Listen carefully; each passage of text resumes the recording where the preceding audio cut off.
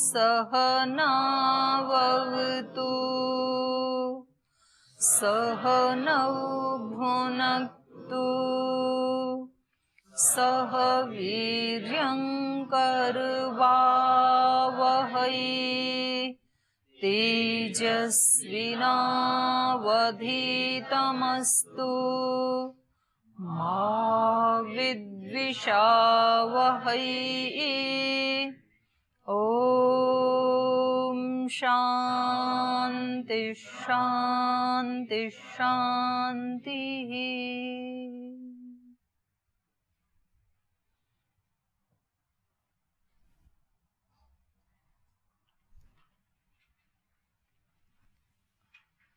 ब्रह्म के विराट रूप का वर्णन जो चल रहा है 11वें अध्याय में, उसका अध्ययन कर रहे थे हम। तो यद्यपि इसमें कुछ ऐसा जटिल, कुछ ऐसा नहीं था जो समझ में ना आए, फिर भी कुछ आपको समझ में ना आया हुआ तो आप पूछ सकते हैं पहले, फिर आगे चलेंगे। कोई प्रश्न है कल के पाठ से किसी का? माइक ले लो। हाँ बोलिए। दीदी, जो विक्रम संवत नववर्ष लग रहा है, विक्रम वाला विक्रम संवत नववर्ष, 1,96,00,000,8 1 अरब, वो सृष्टि संवत्सर है, विक्रम संवत्सर नहीं है वो। सृष्टि संवत्सर। तो 1,08,96,00,8,53,120 लगने वाला है। 119 अभी खत्म हो जाएंगे, 20 शुरू होगा। तो दीदी ये किस आधार पर हमने गणना की, मतलब कुछ प्रमाण? सूर्य की गति के आधार पे। पीछे दे दो भाई, उधर उधर। ओम दीदी जी, आपने कहा था कि जो चर्म चक्षु हैं उनसे तो केवल भौतिक जगत ही दिखेगा, तो अर्जुन के भी तो चर्मी चक्षु थे, उन्होंने इसे इसीलिए तो चेंज किया ना भगवान कृष्ण ने। चर्म चक्षु से नहीं देख पाएगा ना जी। वही तो बोला, कृष्ण ने तो बोला ना कि इन चर्म चक्षुओं से आप नहीं देख पाएंगे, इसलिए आपको दिव्य दृष्टि की जरूरत पड़ेगी। तो दीदी फिर उन्होंने अनुभव किया ये क्या? उनका विराट रूप उनसे तो देख नहीं सकते ना, फिर बाद में कह भी रहे हैं अर्जुन। पूरी रात वो रामायण सुनाई, सुबह उठ के पूछ रहे हैं कि सीता किसका बाप था। अनुभव किया, वही तो बता रहा है अर्जुन इसमें कि वो क्या देख रहा है, उसको क्या दिखाई दे रहा है। दिव्य दृष्टि का मतलब ये नहीं है कि इन आंखों को ऑपरेशन करके निकाल दिया होगा और कोई सोने चांदी हीरे मोती की आंख लगा दी होंगी, उसको दिव्य दृष्टि कहते हैं। क्योंकि आपके चित्त में ये आ रहा है कि वही तो आंख थी उसके पास जो पहले थी, वही तो शरीर है, वही तो चर्म चक्षु है। तो ये बाहर जो गोलक हैं ये चर्म चक्षु नहीं है, ये तो गोलक हैं, ये तो भौतिक हैं। दृष्टि या चक्षु इंद्रिय तो सूक्ष्म है, इसके अंदर, इसके माध्यम से जो देख रही है वो है चक्षु इंद्रिय, ये गोलक चक्षु इंद्रिय नहीं है। कई बार आपने देखा होगा सूरदास व्यक्ति के भी ये गोलक तो होते हैं, खुले होते हैं, और फिर भी दिखता नहीं है उसको। तो अगर गोलक ही देखने वाले होते तो वो भी देख पाता ना फिर। तो इंद्रिय तो देखने की शक्ति है, वो सूक्ष्म शक्ति होती है। बहरे व्यक्ति के ये गोलक तो होता है ना कान, फिर भी उसको सुनता नहीं है, लेकिन तो ये नहीं सुनता है, ये गोलक नहीं सुनता है। इसके अंदर जो सूक्ष्म शक्ति है उसको श्रोत्र इंद्रिय कहते हैं। तो ये जो सूक्ष्म हमारी इंद्रिय है चक्षु इंद्रिय, उसमें अंतर आते रहते हैं। हमारे भाव के अनुसार हमारी दृष्टि होती है, जैसे हमारे विचार और भाव होते हैं ना, वैसी वैसी हमारी दृष्टि होती है। जब आप अपने गुरु को देखते हैं तो शरीर तो वही है ना, वही दो हाथ पैर वही है, लेकिन आपकी दृष्टि वहां कौन सी होती है? श्रद्धा भक्ति वाली दृष्टि होती है। और जब आप किसी चोर डाकू लुटेरे व्यक्ति को, दुष्ट व्यक्ति को देखते हैं तो भी चक्षु इंद्रिय तो वही है, लेकिन उस समय आपको उस चक्षु इंद्रिय से क्या दिखाई देता है? वो दृष्टि आपकी कैसी होती है? क्रोधपूर्ण होती है आपकी,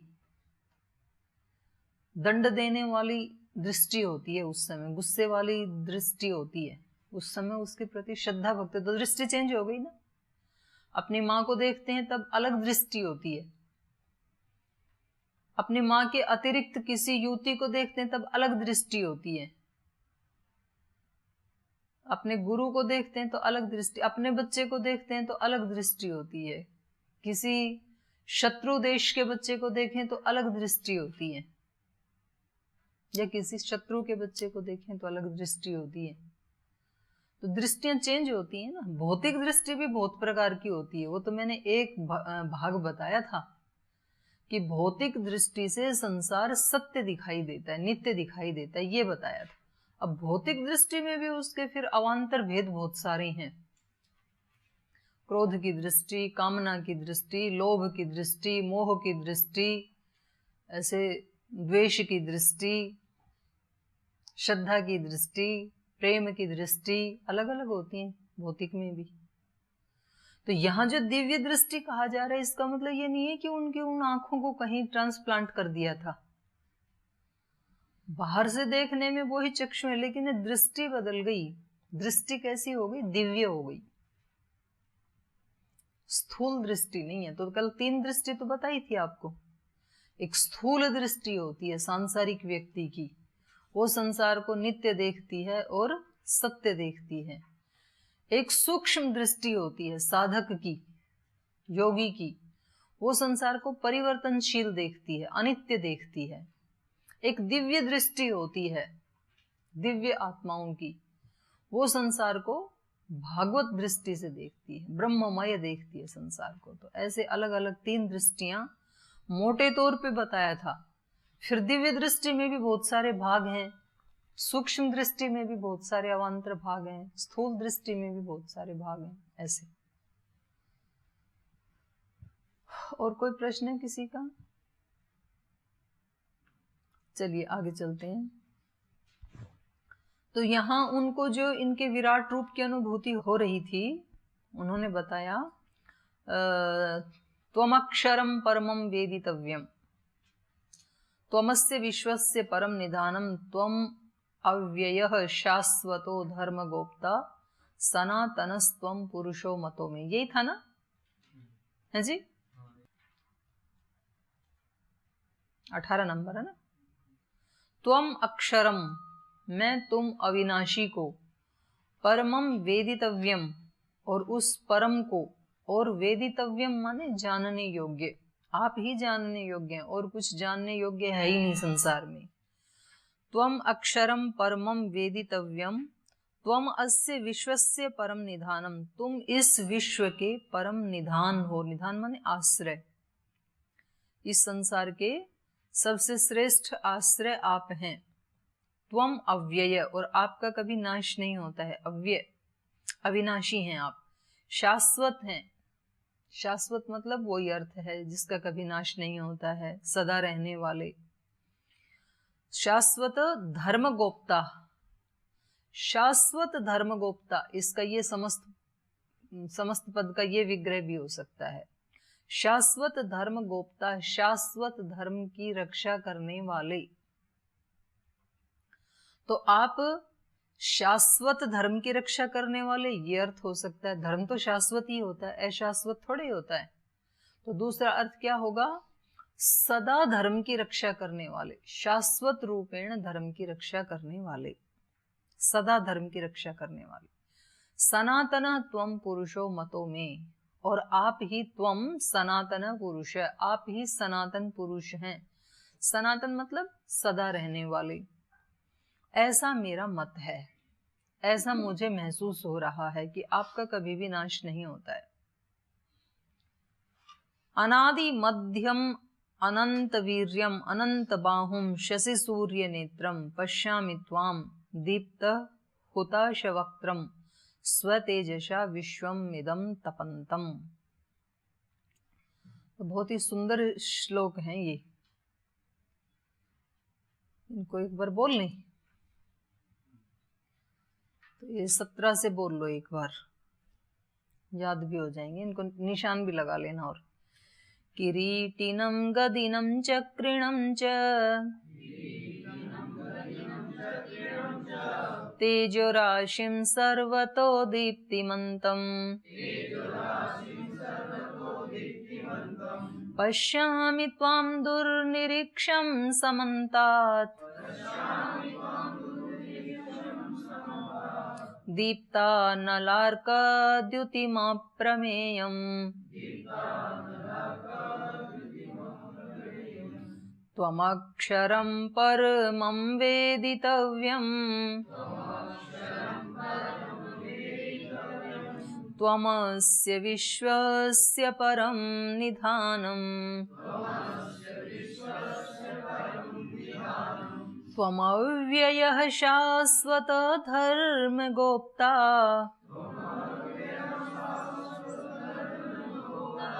सनातनस्त्वं पुरुषो मतो मे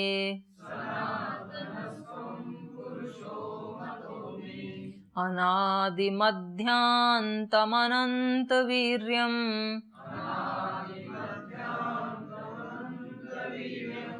अनन्तबाहुं शशिसूर्यनेत्रम्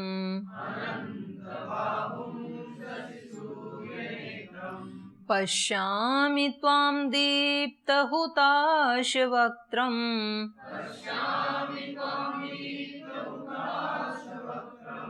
स्वतेजसा विश्वमिदं तपन्तम्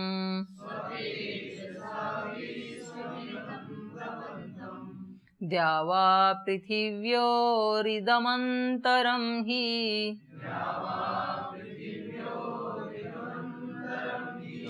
व्याप्तं त्ववैकेन दिशश्च सर्वाः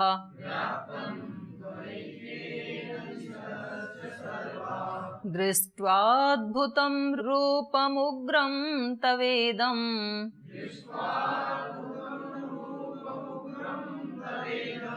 लोकत्रयं प्रव्यथितं महात्मन्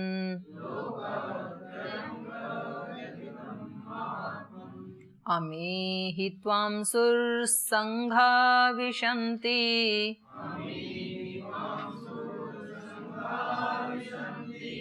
केचिद्भीतः प्राञ्जलयो गृह्णन्ति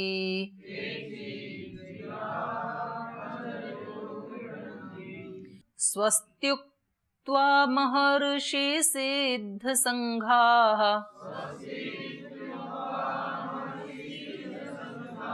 स्तुवन्ति त्वां स्तुतिभिः पुष्कलाभिः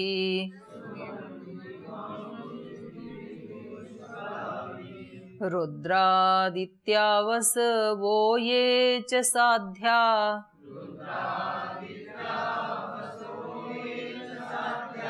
विश्वेश्विनौ मरुतश्चोष्मपाश्च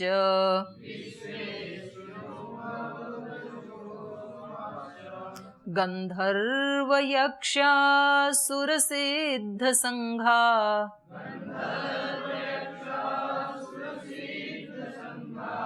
वीक्षन्ते त्वां विस्मिताश्चैव सर्वे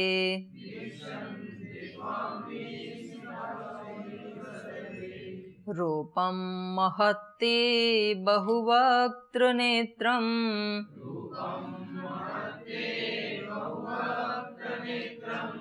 महाबाहो बहुबाहुरुपादम्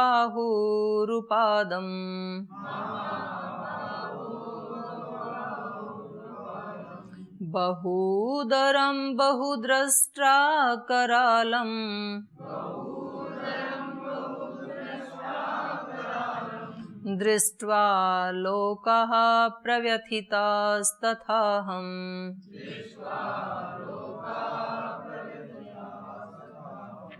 चलो आगे फिर और पढ़ेंगे। अनादि मध्य अनंतम वीर्यम, अनादि मध्य अंतम, जिसका न आदि है न मध्य है न अंत है।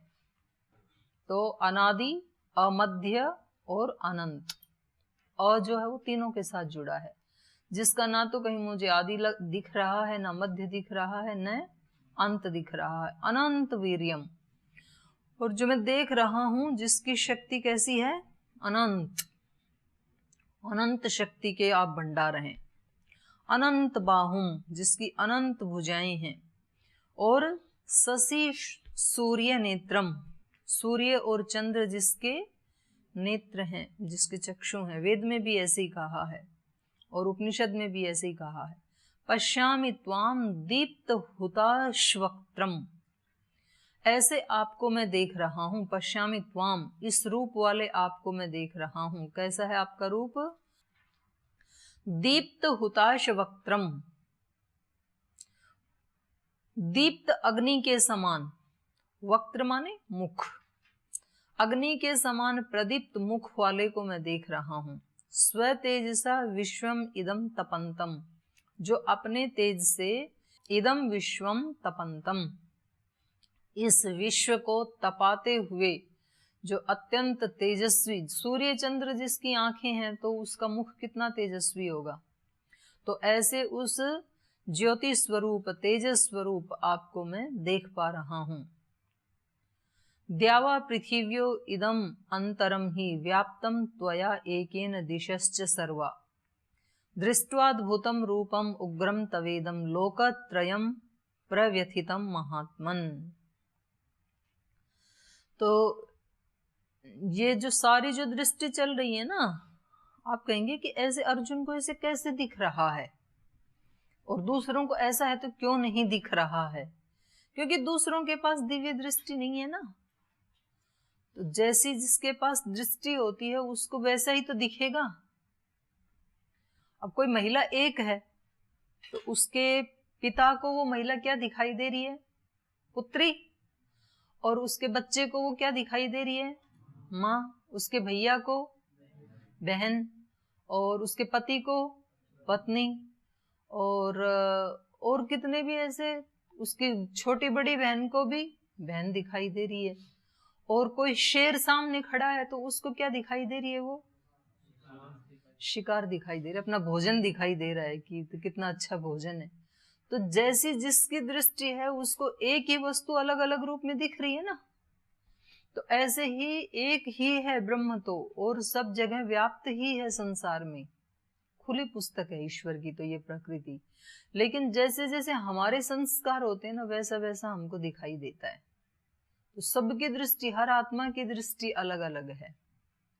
यही संसार जो कामनाओं से युक्त व्यक्ति है उसको अलग दिखाई देता है, जो साधना से युक्त व्यक्ति है उसको अलग दिखाई देता है, जो दिव्य दृष्टि से युक्त है उसको अलग दिखाई देता है, जिसने प्राप्त कर लिया है ईश्वर को, जो कृतकृत्य हो गया है उसको अलग ही दिखाई देता है संसार। तो सबकी दृष्टि के अनुसार ही दिखाई देता है। तो इसलिए अर्जुन के पास, क्योंकि इस समय वो दिव्य दृष्टि से युक्त है, इसलिए उसको ये सब दिखाई दे रहा है ईश्वर का रूप। द्यावा पृथिव्यो इदम अंतरम ही व्याप्तम, द्युलोक और पृथ्वीलोक के बीच में, अंतरम माने अंतराल में, बीच में, व्याप्तम आप ही व्याप्त हैं, उस व्याप्त को मैं देख रहा हूं। द्यावा पृथिव्यो इदम अंतरम ही व्याप्तम त्वया एकेन दिशश्च सर्वा, तुझ एक के द्वारा ही सब दिशाओं में व्याप्त हुआ जा रहा है। सब दिशाओं में आप ही व्याप्त हैं। तो कई बार जैसे स्वामी जी बताते हैं ना हमें कि आपका ध्यान करते समय ध्यान ब्रह्म के अलावा और कहीं भी जाए तो वहां तुम किसको देखो? ब्रह्म को ही देखो, क्योंकि वो ही चारों दिशाओं में व्याप्त है। सब रूपों में, सब संबंधों में, सब व्यक्तियों में, सब वस्तुओं में, दृष्ट में, अदृष्ट में, उसके अलावा और कुछ है ही नहीं। तो वहां तुम उस व्यक्ति विशेष को या उस वस्तु विशेष को मत देखो, बल्कि उसके अंदर व्याप्त जो ब्रह्म है उसको ही देखो। ये सम्यक दृष्टि है, यही दिव्य दृष्टि है। और अलग अलग वस्तुएं दिखती हैं, अलग अलग व्यक्ति दिखते हैं, यही स्थूल दृष्टि है, सांसारिक दृष्टि है। तो अर्जुन को तो सब वो ही दिख रहा है सारी दिशाओं में ना। त्वया एकेन सर्वा दिशश्च व्याप्तम, तुझ एक के द्वारा ही ये सारी दिशाएं व्याप्त हैं, तुम ही भरे हुए हो सब दिशाओं में। दृष्ट्वा अद्भुतम रूपम उग्रम तव इदम, तव इदम उग्रम रूपम अद्भुतम रूपम दृष्टवा, तेरे इस उग्र रूप को देख करके और तेरे इस अद्भुत रूप को, आश्चर्य युक्त रूप को देख करके, लोकत्रयम प्रव्यथितम, जो ऐसा उग्र रूप है कि इसको देख करके तीनों लोक कांप उठे हैं, व्यथित हो गए हैं। प्रव्यथित, व्यथित माने व्यथित होना और प्रव्यथित माने बहुत ज्यादा कांप रहे हैं। तो उसमें उपनिषद में भी आता है ऐसा ही वर्णन कि उसके भय से ये सूर्य चमक रहा है, उसके भय से ही ये पृथ्वी घूम रही है, उसके भय से ही ये अग्नि जल रही है, उसके भय से ही ये वायु बह रहा है, उसके भय से ही ये सागर गतिमान है, नदियां गतिमान है। सारी सृष्टि उसके भय से अपने अपने कर्तव्य कर्म में लगी हुई है। इसलिए हे मनुष्य, तू भी उससे डर और तू अपने कर्तव्य कर्म में लग। ऐसे आए उपनिषद में। तो यहाँ पर भी यही कह रहे हैं कि आपके इस अद्भुत और उग्र रूप को देख करके लोकत्रयम, तीनों लोक, प्रव्यथितम, कंपायमान हो रहे हैं। हे महात्मन, हे महान आत्मा, ईश्वर ब्रह्म, ये आपका बड़ा भयानक रूप है, उग्र रूप है। अमी ही त्वाम सुर संघा विशंति, और आपके इस रूप में ही, अमी माने इसमें, यह अमी ही त्वाम, इस तुझको, सुर संघा विशंति, सुर माने देवता लोग, ये सारे देवताओं के संघ मतलब समूह। मैं देख रहा हूं सारे देवता तुझ में ही प्रवेश कर रहे हैं। माने देव योनि जो है उसका भी तो अंत होता है, वो थोड़ा लंबी योनि होती है मनुष्य योनि से, लेकिन तो भी वो नष्ट तो होती है। तो इसलिए जो सुरों के माने देवताओं के जो समूह हैं वो भी तुझ में ही प्रवेश कर रहे हैं। केचित भीता प्रांजलयो गृणंती, और उनमें से कुछ हाथ जोड़ करके, प्रांजलय माने हाथ जोड़ करके, अंजलि बद्ध होकर के, गृणंती आपकी प्रार्थना कर रहे हैं, स्तुति कर रहे हैं, गृण शब्द धातु। स्वस्ति इति उक्त्वा महर्षि सिद्ध संघाः, और जो सिद्ध महर्षि हैं और उन महर्षियों के जो समूह हैं, महर्षि सिद्ध संघा स्वस्ति इति उक्त्वा, हे भगवान सबका कल्याण हो, स्वस्ति हो, स्वस्ति हो, ऐसे कहते हुए, स्तुवंती त्वाम, स्तुति भी, पुष्कला भी, स्तुवंती तुम्हारी ही स्तुति कर रहे हैं। किससे? स्तुति भी, पुष्कला भी, अनेक, पुष्कल माने अनेक प्रकार के स्तोत्रों से, स्तुति भी माने स्तोत्र, अनेक प्रकार के भिन्न भिन्न स्तोत्रों से। कोई ऋग्वेद से स्तुति कर रहा है, कोई यजुर्वेद से, कोई सामवेद से, कोई अथर्ववेद से, कोई किसी पुराण के किसी स्तोत्र से, अनेक विधि जो ऋषि महर्षि लोग हैं वो आपकी स्तुति कर रहे हैं। ऐसा ये उग्र रूप है आपका। और सुबह सुबह आप देखेंगे ना तो आपको थोड़ा सा, यदि आप रुक करके देखेंगे, देखने वाली आंख से देखेंगे, तो आपको पता लगेगा सूर्य उसकी स्तुति कर रहा है, सारे पक्षी स्तुति कर रहे हैं। एक अलग तरह का नाद होता है प्रकृति में सुबह सुबह, और ऐसे ही शाम को भी, सूर्यास्त के समय भी। तो ये अनअभिव्यक्त रूप में, अप्रकट रूप में सारी प्रकृति ईश्वर की स्तुति कर रही होती है। और उस समय यदि ये मनुष्य भी उसके साथ बैठ जाए तो बहुत जल्दी ये उसको भक्ति को प्राप्त हो जाता है, क्योंकि सारी प्रकृति ही स्तुति कर रही है।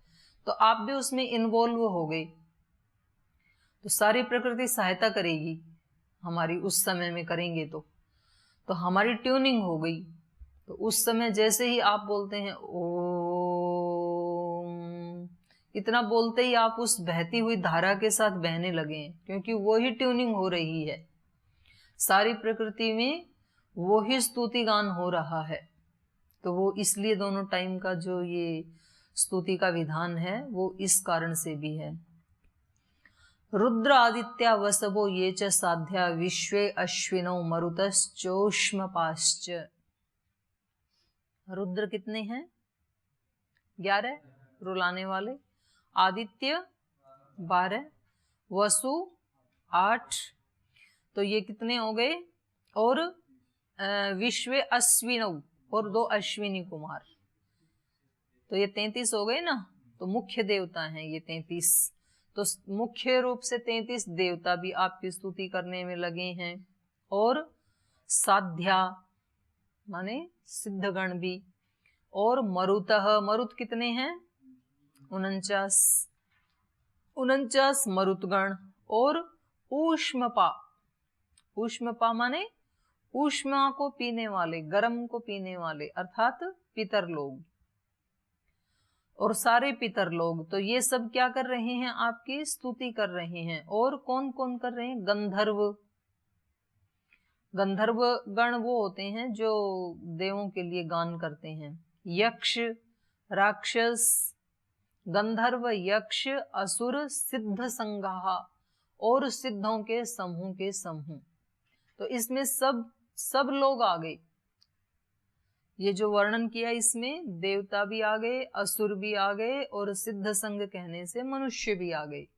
तो मतलब सबके सब आपकी ही स्तुति कर रहे हैं, मुख्य देवता भी, गौण देवता भी, गंधर्व भी, यक्ष भी, असुर भी, और सिद्धों के संग भी। वीक्षन्ते त्वाम, वो तुझको ही वीक्षन्ते देख रहे हैं, स्तुति करते हुए। कैसे, विस्मिता, आश्चर्य से युक्त होकर के, आश्चर्य से युक्त होकर के तुम्हारी स्तुति करते हुए वो सब आपको ही देख रहे हैं। विस्मिताश्चैव सर्वे, सब ये सब के सब आश्चर्यचकित होकर के आपकी ही स्तुति कर रहे हैं, सब आप, ऐसा उसको दिखाई दे रहा है अर्जुन को, जो खुद भगवान की स्तुति में लीन है ना, उसको ये सारी प्रकृति भी स्तुति में लीन दिखाई देती है, और जो खुद विषाद में रो रहा है उसको ये सारी प्रकृति भी रोती हुई दिखाई देती है। आप में से कभी किसी से पूछे ना कि आप ऐसे क्यों करते हैं, बोलते सब ऐसे ही करते हैं। भाई सबका तुझे क्या पता, तो उसको लगता ऐसे ही है। बोलते जैसे मैं नियमों का पालन नहीं करता ना, जैसे मैं उल्टा पलटा सोचता हूँ, यहाँ तो सब ऐसे ही सोचते हैं। फिर दूसरे के मन का तेरे को क्या पता, यहाँ सब ऐसे ही सोचते हैं। तो जैसा व्यक्ति खुद होता है उसको लगता है सब ऐसे ही हैं, दूसरे भी ऐसे ही हैं, ऐसे ही लगता है। तो अर्जुन खुद स्तुति में लीन है, एकाकार हो रखा है ब्रह्म के साथ, तो उसको लग रहा है कि ये सारी प्रकृति ही भगवान की स्तुति में लीन है, उसको वही दिखाई दे रहा है। रूपम महत्ते बहुवक्त्र नेत्रम, और मैं क्या देख रहा हूं, रूपम महत्ते, तुम्हारे महान रूप को मैं देख रहा हूं। महत माने महान, कैसा है वो रूप, बहुवक्त्र नेत्रम, बहुत सारे मुख हैं, बहुत सारे नेत्र हैं। वक्त्र माने मुख, नेत्र माने आंख, तो बहुत सारे तुम्हारे मुख हैं, बहुत सारे तुम्हारे नयन हैं। महाबाहो, और तुम्हारी महान बाहें हैं, बाहु हैं। बहु बाहु रूपादम, बहुत सारे बाहु हैं, और उरु हैं, उरु मतलब जंघा, तुम्हारी भुजाएं भी बहुत हैं, तुम्हारे जंघाएं माने पैर भी बहुत सारे हैं, बहुत सारे उरु वाले, पैर वाले। उरु माने जंघा होता है, पाद मतलब पैर होता है, तो बहुत सारी जंघाओं वाले, बहुत सारे पैरों वाले। बहु उदरम, और बहुत सारे उदर हैं जिसके, उदर मतलब पेट। बहु दंष्ट्र करालम, दंष्ट्र कहते हैं दाढ़ को, आपकी बहुत भयंकर बहुत सारी दाढ़ हैं।